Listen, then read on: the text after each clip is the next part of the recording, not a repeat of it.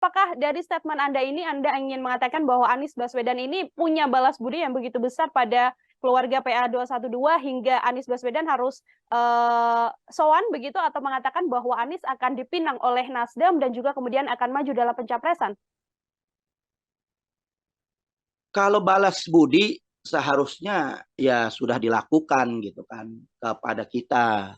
Kita nggak mengharapkan balas budi karena kita membela Anies karena Allah, karena kita melawan penistaan agama karena Allah. Kita nggak mengharapkan balas budi apapun. Cuman kita mau ada komunikasi yang jelas, kita diajak duduk bareng, ya kan, membicarakan langkah ke depan. Itu kan seharusnya sebagai warga negara yang baik, ya kan, sebagai tokoh bangsa yang baik, seharusnya mengajak duduk, selalu bermusyawarah dengan siapapun, seharusnya seperti itu. Tapi kita husnuzon lah. Mungkin ada cara-cara yang lain yang diperjuangkan Anies untuk sama-sama membangun bangsa dan negara ini.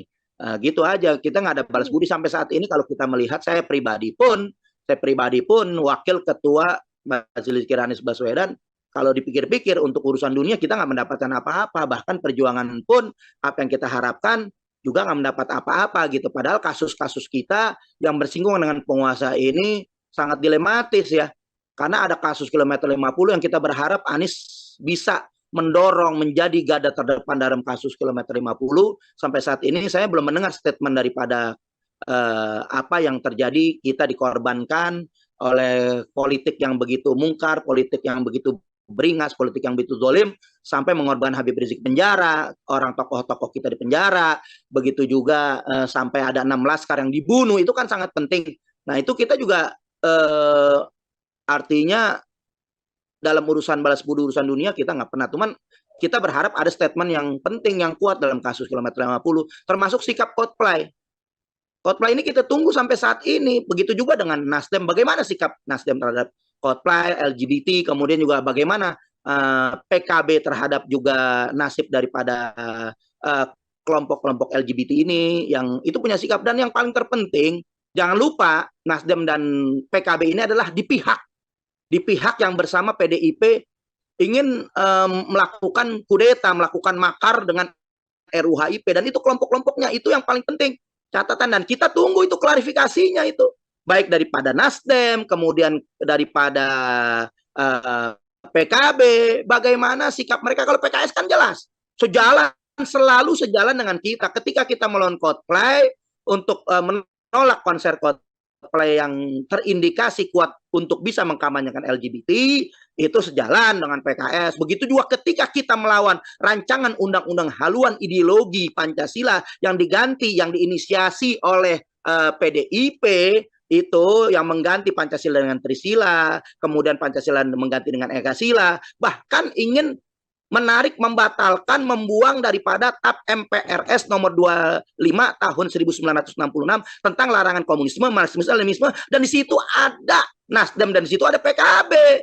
Makanya sangat berat sebenarnya. Kalau saya pribadi sangat berat dengan sikap-sikap yang selalu berseberangan dengan kita.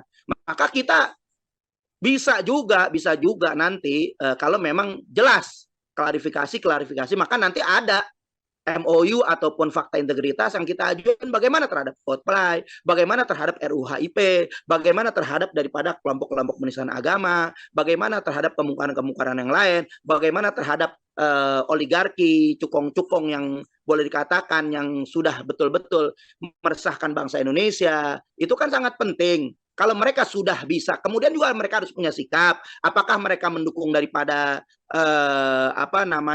perpindahan IKN ini? Kemudian apakah mereka menolak daripada IKN atau mendukung? Semuanya nanti akan kita ajukan syarat-syarat untuk kita bisa bersama dengan Nasdem, bersama dengan PKB, bersama dengan Anies untuk nanti kita akan bisa menentukan pilihan. Tapi itu pasti datang kepada kita. Ya kalau mereka mau minta dukungan kepada kita dengan syarat-syarat tertentu, insya Allah istimewa ulama ataupun keputusan Habib Rizik yang sesuai dengan jalan kita, insya Allah komando Habib Rizik bisa mengarah kepada itu gitu. Nah ini sangat kita tunggu daripada kejelasan Nasdem dan PKB yang sampai saat ini belum memberikan klarifikasi. Kenapa menggait Anies? Karena di belakang Anies nggak bisa dilupakan. Ada spirit 212, Anies dibesarkan oleh spirit 212 dan itu nggak bisa dinafikan sama sekali sedikit pun. Terima kasih sudah nonton. Jangan lupa like, subscribe, dan share ya.